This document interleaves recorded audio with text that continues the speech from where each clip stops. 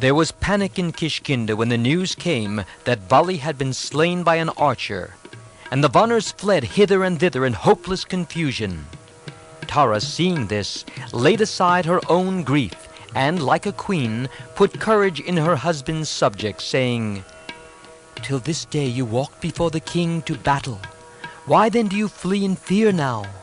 There is no danger for you. Ram killed Vali only to make Sugriv the king.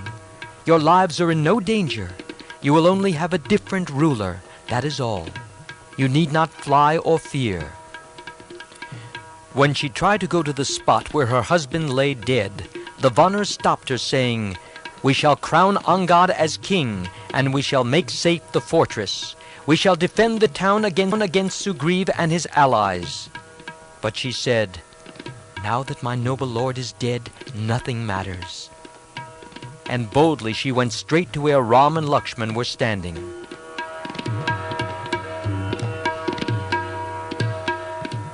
When she saw her husband lying wounded to death, she could not control her sorrow. She sobbed and cried, embracing the wounded Vali. "How many heroes have you laid low, and now you lie low yourself, and you have left me here."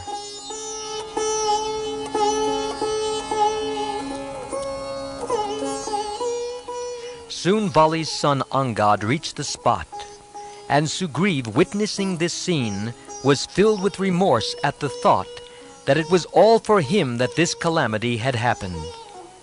Tara rolled on the ground and lamented, "Leaving dear Angad an orphan, and myself a helpless widow, you have gone on the journey from which there is no return. Oh, my Lord, my Lord!" Hanuman tried to console her, saying, "The dead reached their places in heaven. Why lament for Vali? Angad will be crowned in due course, and we shall then rejoice. It is our duty to look after Angad. Let us now think of performing Vali's funeral ceremony." "I care for nothing. It is for Sugriv to perform the ceremony and to look after Angad. What is there for me to do? Can 1,000 Angads equal in my eyes my husband? With him I shall enter the house of death. That alone will please me."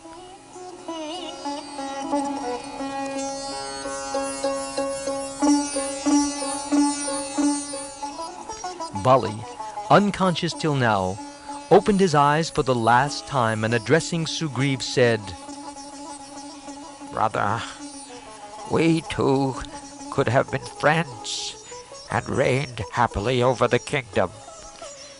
But it was not given to us to be so wise and happy. I am more to blame than you. But why talk about that now? Hereafter you shall rule the kingdom. I have entrusted to you Angad, my son, dearer than my life itself to Tara and me. He is a warrior, equal to you in prowess. Be a father to him, and look after him with kindness. This is my only request to you. And be kind to Tara, who is not only a blameless and affectionate wife, but also a very wise and far-sighted counselor.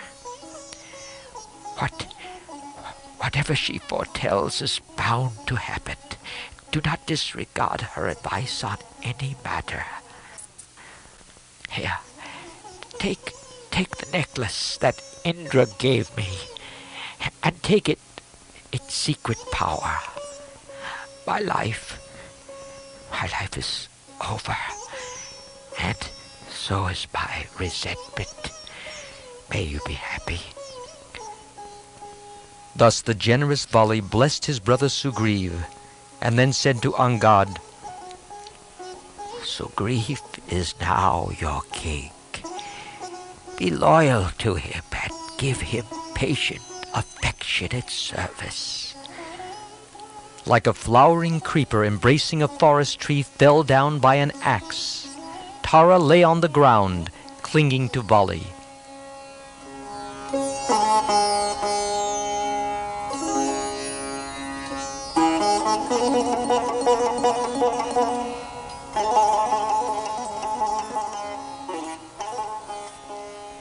Neil, as gently as he could, drew out the dart from Vali's chest. Blood gushed out of the wound and spread into a pool. Vali's life left his body. Tara lamented loudly to Angad. For the last time, salute your father. Oh, my husband, your dear son is bowing before you. Will you not say a word to him? Alas, I am a widow, and he is an orphan.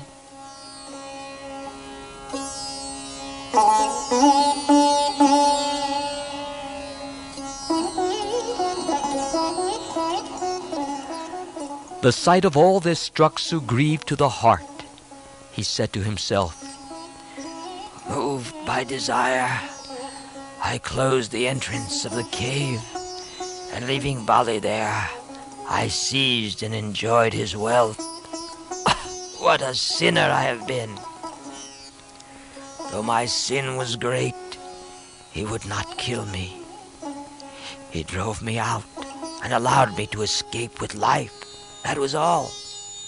But I conspired to slay him and succeeded.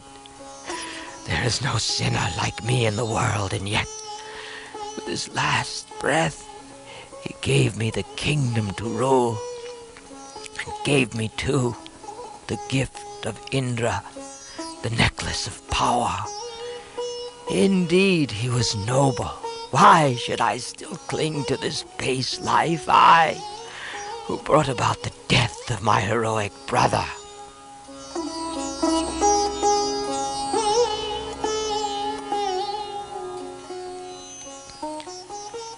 With fear and hesitation, Ram gently approached the weeping Tara. But there was no sign of anger on her face.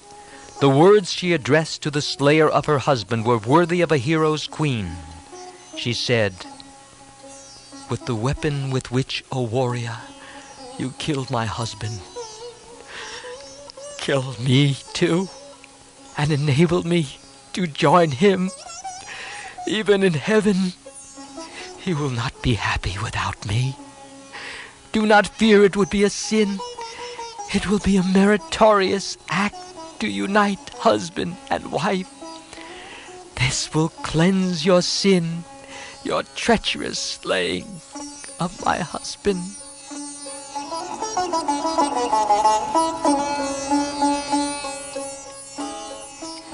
Vali's funeral was performed with due form and ceremony. After the auspicious bath, Sugriv was crowned king, and Angad was made Prince Regent.